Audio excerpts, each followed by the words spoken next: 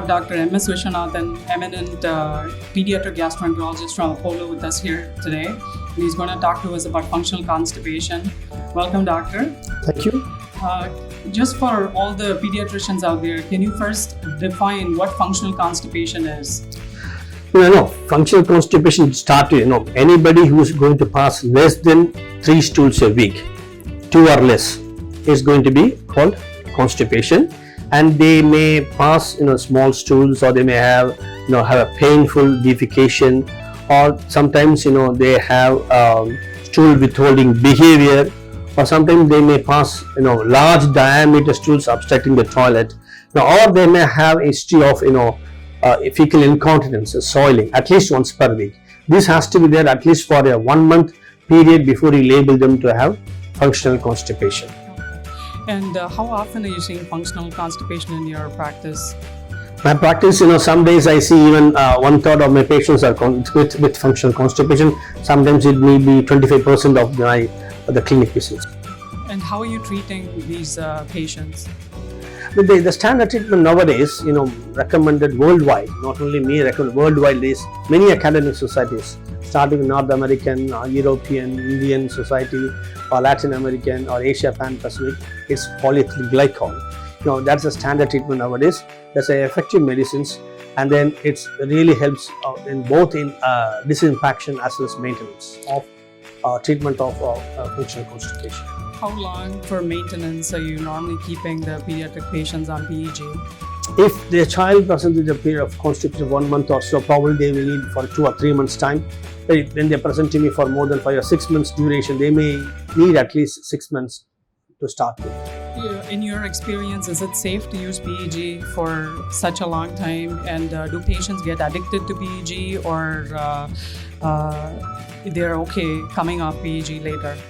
I think usually, this is a common question I've been asked by most of the parents when they visit the clinic with the child. I tell them that it's a very safe drug to be used.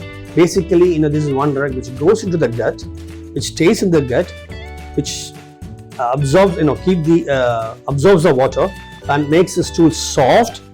And then I tell them like this: the medicine comes with the stools outside, so that the risk is very less. So basically, this is a very chemically inactive inert substance. So this is a safe drug to be used. And the issue of addiction, I don't think one should worry about that. Once we address the other issues, about the diet, about the activity, and the ability of the child to pass through frequently, then you'll be able to stop the medicines slowly. It's not a problem at all. Yeah, a lot of times, even in the US, most of the nursing home patients and elderly patients are always on PEG for years, pretty much all their life, as part of their bowel regimen. Do you think PEG is better than other laxatives, and why do you prefer PEG over other laxatives in general? Yeah, as I mentioned earlier, it's a better molecule. People have been using lactose and milk of magnesia for the last decade, I would say. Actually, I hardly have to use them nowadays. You can use lactose in smaller children, younger infants, when they may not be able to take, the volume of the polyethylene glycol. But even then, some of the children may need polyethylene glycol more than 6 or 8 months of age.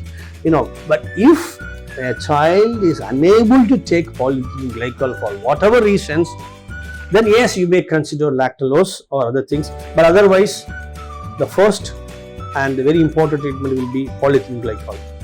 Thank you, doctor. Do you have any take-home message for the pediatricians?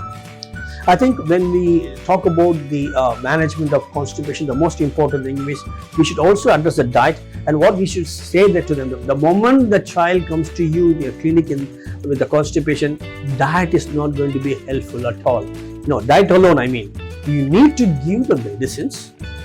Of course, you need to have a good diet which has got high fiber, avoiding too much of salt, sugar, cheese and maida items. And of course, excess milk should be avoided. Just address these basic problems in the diet, and make sure that they try to use an Indian toilet if possible. If not, they're using a Western toilet. make sure that they have a stool beneath the feet of this child when they're sitting on the western toilet, so that there is an angulation of at least 30 degree, which is the physiological position to help in passing stools.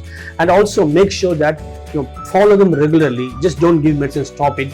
Don't think it can be just given just one off. They may need for a few weeks or few months. Assess them. You can reduce the dose depending upon their response, but do not hesitate to use for few months if they need it. Thank you.